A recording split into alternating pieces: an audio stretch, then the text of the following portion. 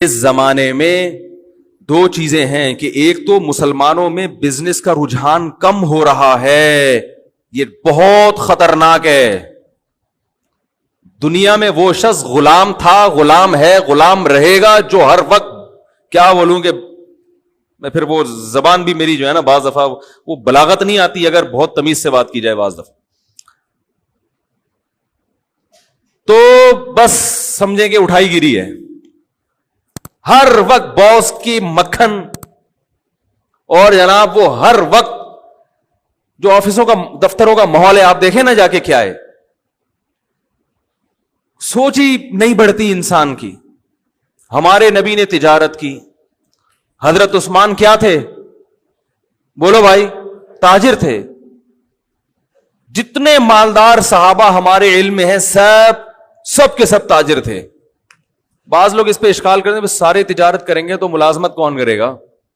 جیسے ایک صاحب نے مجھ سے بھی سوال پوچھا کہ آپ کہتے ہیں اپنا مکان ذاتی مکان کے بجائے کرائے پہ رہ لو، وہ پیسہ کہیں اور لگا لو، تو جب سب کرائے پر لیں گے تو پھر کرائے پہ مکان ملے گا کہاں سے؟ اشکال سمجھ رہے ہیں بھائی؟ جب کسی کا ذاتی مکان ہی نہیں ہوگا، مفتی صاحب کے بیانات سن کے، تو کرائے دار کو گھر کہاں سے ملے گا؟ وہ بھی تو کسی کا ذاتی مکان ہی ہوگا نا جس میں کرائے دار جا کے رہے گا. بھائی آپ ہی کی سمجھ میں نہیں آ رہا تو کیسے پھر جواب کیسے سمجھیں گے؟ بھائی جب سب لوگ نیک بن جائیں گے اور ذاتی مکان بنانا چھوڑ دیں گے، دنیا کو مسافر خانہ سمجھیں گے، دنیا ہے گزر گئی گزران، کیا جھونپڑی کیا میدان، کیا اپنا ذاتی گھر، کرائے پہ رہو. تو جو ہم کرائے پہ رہتے ہیں وہ بھی تو کسی کا ذاتی گھر ہوتا ہے، تو پھر کرائے پہ بھی گھر نہیں ملے گا. تو بھائی بیان پورا سنا کریں تسلی کے ساتھ، مولانا صاحب کہہ کیا رہے ہیں. جیسے نوجوان نے میرا شادی پہ بیان سن لیا، یہ نہیں کہا کہ اپنے خرچے پہ، یہ والا نہیں سنا. اب ابا کو جا کے خون پی رہا ہے ابا کا کہ مفتی صاحب نے کہا 15 سال میں شادی ہو جانی چاہیے، تو مفتی صاحب نے یہ بھی تو کہا کہ اپنے خرچے پہ ہونی چاہیے، یہ والا نہیں سنا. کئی لوگ ایسے ہیں نوجوانوں نے خون پیا ہوا گھر جا کے ابا کا شادی کراؤ شادی کراؤ شادی کراؤ. ابا کہہ رہے کہ تو ویسے ہی کسی کام کا نہیں ہے، بہو بھی میرے کھاتے میں لا کے ڈال رہے ہیں، پھر سارے پوتے نواسے بھی میرے کھاتے میں لا کے ڈالے گا، میں کوئی کولوں گا بیل سمجھا ہوا ہے تو نے مجھے. تو کیا بات کر رہا تھا؟ نہیں یہ جو ابھی بات آئی تھی آدھا بیان. ہاں ذاتی مکان جو ہے نا، تو بھائی میں نے ذاتی مکان بنانے سے منع نہیں کیا. میں آپ سے یہ کہہ رہا ہوں کہ اگر اللہ نے بہت دیا ہے تو ذاتی مکان بناؤ، پیسے جوڑ کے نہ بناؤ. جب اللہ نے آپ کو پیسہ دیا تو 3 چیزوں کو پہلے فوکس کرو. نمبر 1 خوراک سب سے ٹائٹ. ذاتی مکان بنا لیا لیکن اچھا کھانے کے پیسے نہیں بچے، بھاڑ میں جائے ایسا مکان. یہ بھی تو باڈی بھی تو مکان ہے نا. ارے پہلے اس کی ہڈیوں کا سریا مضبوط کرو پھر مکان میں سریا ڈالو.